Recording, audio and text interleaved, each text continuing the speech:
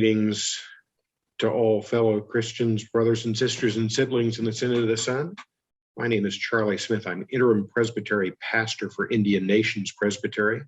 I was a commissioner at the 225th General Assembly this past summer and attended committee meetings in the Mid-Council Committee.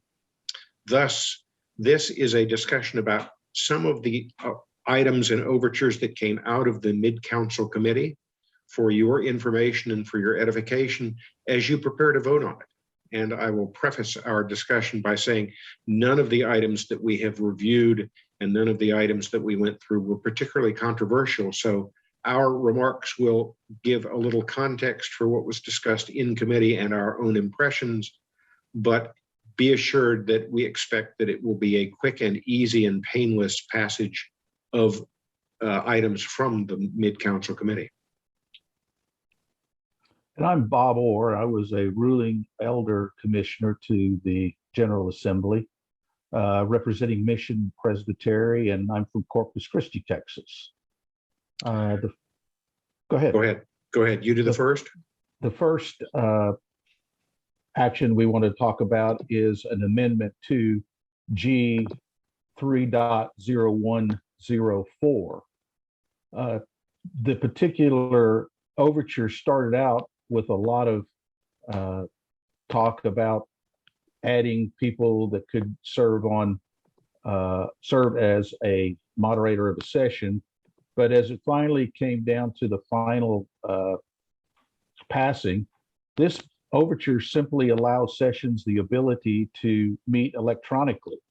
I think it was based because of cleaning up, much like we did in the very beginning of General Assembly, having passed several motions to allow us to meet electronically. So it's not controversial, and there shouldn't be any reason not to approve this. This, as you said, Bob, is a nod to what has become so prevalent in our lives during this pandemic and COVID season, of the opportunity to meet electronically instead of gathering around in a room. And the Book of Order is a bit balky about the fact that it never had to face that sort of thing and didn't have to acknowledge it. So we are in essence catching up to the reality of electronic meetings. Agreed. The second item is MC06 on amending 3.0401 for full participation and representation in synods. I'm glad to report, as Valerie Young would tell us, the executive of the Synod of the Sun, that the Synod of the Sun already meets this new rule proposed by the General Assembly. It is largely an effort to help increase the representation of racial ethnic members of each synod, and mandates efforts to try to equalize and increase participation. It too was a nod to the idea that too many of our gathering times we are forgetting some of our siblings and brothers and sisters of other ethnicities, and so it allows and tries to set some new guidelines for increasing the representation and hearing voices which may not have been heard before. It particularly, the overture said a synod may enroll or provide by rule for the enrollment of ministers of word and sacrament and ruling elders in numbers as nearly equal as possible during terms of elected service to the synod.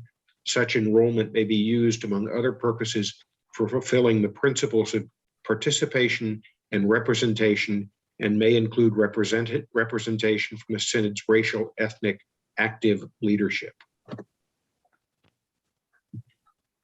All right. The third item is an amendment to G 2.1001, and this overture was brought to the Assembly from the Presbytery of Palo Duro, that has 40 congregations spread over a very, very large geographic area. and identifying the fact that it is difficult to find pastors that can serve in churches, can serve in times of emergencies, and allows that a commission ruling elder, the CRE, can be commissioned to more than one church or one specialized ministry. This is a little change from what we typically have looked at and expected, is that you would commission to a single position, single church, single ministry. But in this case, we recognize that the dynamics of the church are changing. We're going to have to go back to much of our roots of the Kirk, as it was in Scotland. Maybe one pastor writing 6 or 8 different churches.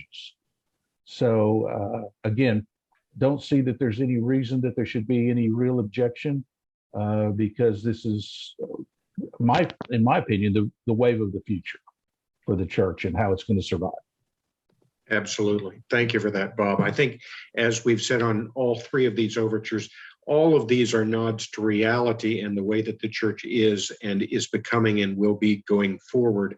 And in the case of the last overture, wordsmiths would tell you that commission means only one place, but I think we're trying to allow for some freedom and some grace to make commissioning in some cases also mean at large, though they may seem to be oxymorons in one way or another. It's a way, I think, for the church itself and the Book of Order, as odd as it may sound, to become more flexible and more resilient in changing times. Those are the 3 items that we wish to highlight from our time in the committee. We hope that the process of passing all of these overtures, because there are so many to be considered by presbyteries, will be a smooth and seamless one, and that after prayer and discernment, you will all feel the power of the Spirit in guiding you forward. Bob, Amen. Thank you. Yeah, thank you. Amen and shalom to all of you.